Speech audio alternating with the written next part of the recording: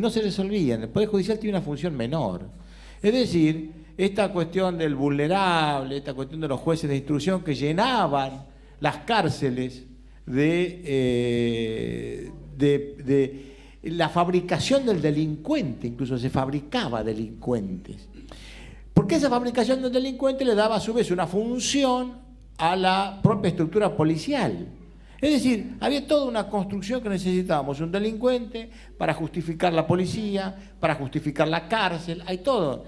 Y esa es la función menor del Poder Judicial. Yo me conté un hecho anecdótico. Yo cuando estudié, me acuerdo de un examen. En aquel entonces los exámenes, no sé si en algunas universidades sigue tomando así. Cuando yo estudié eran exámenes ante tribunales de 3 jueces, de 3 profesores.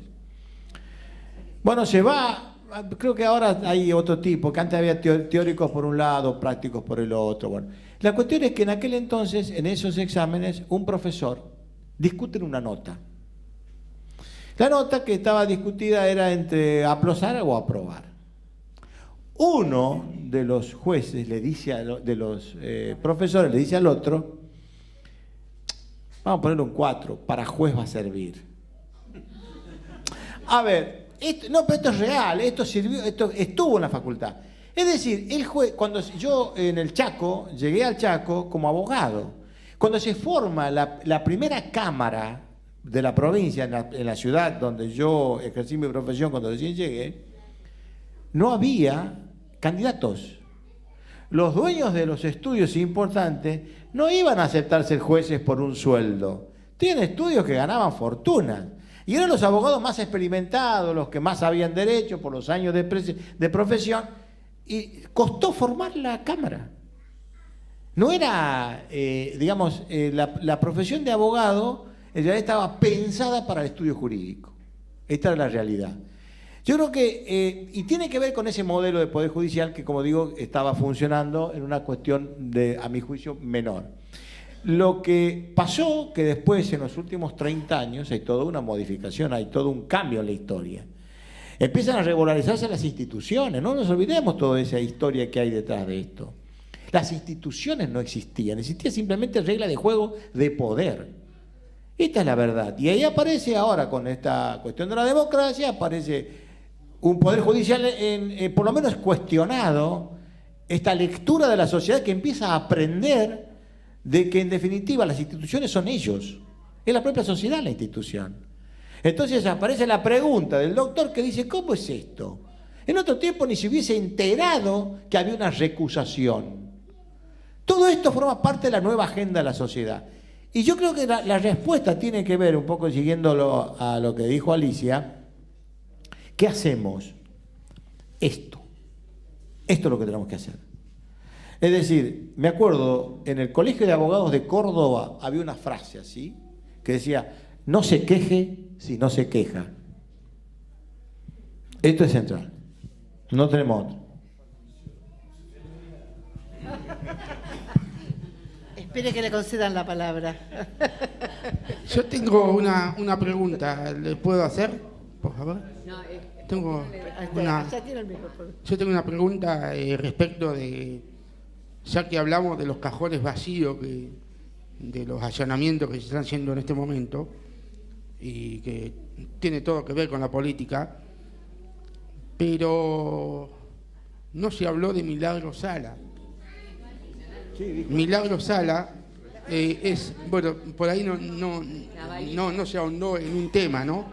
De que por ahí está, cómo es que por el capricho de un gobernador, porque no, para mí no hay un debido proceso y sí, es una presa política. Les cuento una cosa. Los abogados sabemos que no se puede hablar de un expediente que no conocemos, porque es hablar en barbecho. Ninguno de nosotros 3 conoce ese expediente. Lo que yo les puedo decir de Milagro Sala es lo mismo que usted pudo haber visto por la tele, depende de qué canal mire o qué diario lea. Esto es todo lo que yo le puedo decir de Milagro Sala. Lo que yo le puedo decir que a mí me parece, y no lo sé, es que algo no está bien en Jujuy. ¿Esto por qué? Porque durante 100 días estuvo detenida preventivamente sin regularizar la situación procesal, sin que le dijeran por qué delito estaba preventivamente detenida. Esto no es normal, no es habitual. Podría ser que en Jujuy lo fuera, no lo sé, es un sistema procesal diverso. Él a lo mejor conoce el de Jujuy, yo no lo conozco. El otro día lo escuché a Berbisky, que fue a presentar el caso ante la Corte Interamericana, por lo que él se fue a Jujuy a informarse y tuvo noticias del expediente a través de los abogados de Milagro Salas. Así que habla conociendo el caso él. Y le cuento lo que Berbisky dijo, no lo digo yo, lo dijo él que estuvo el expediente a la vista.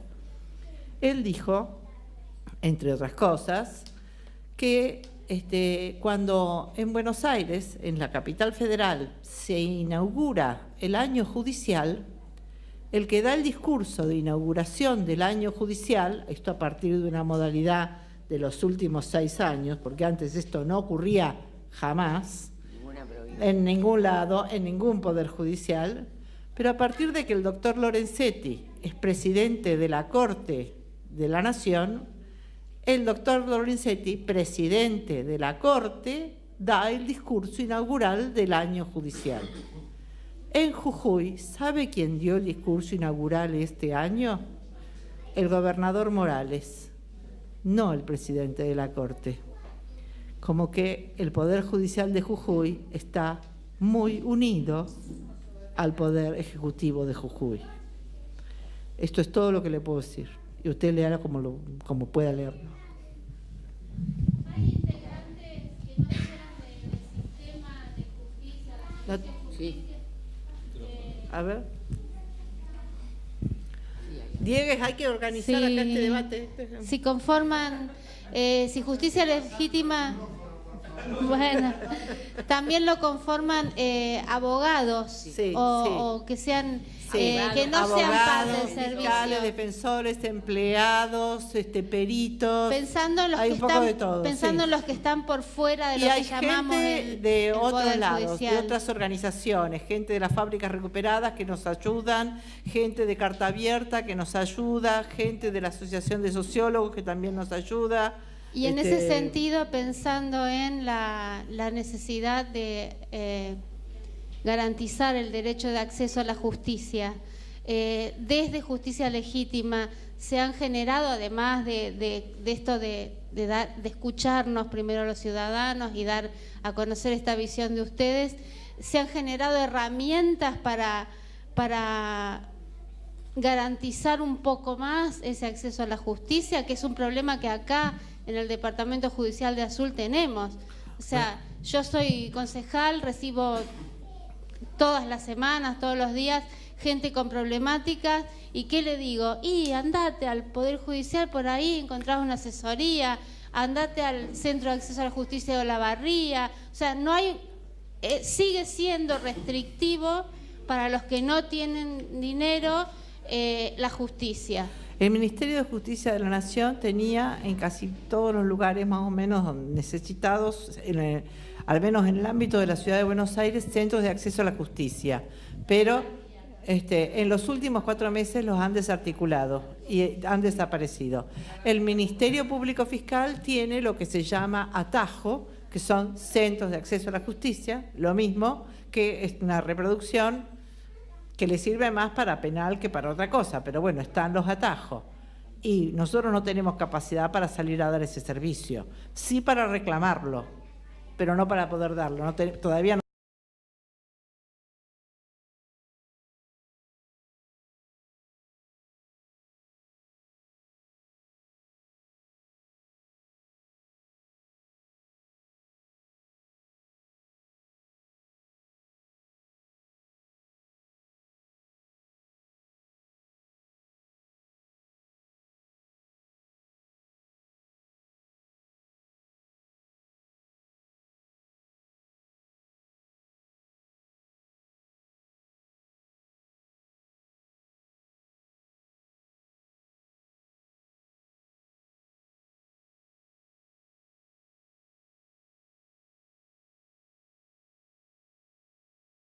nació para controlar los juicios.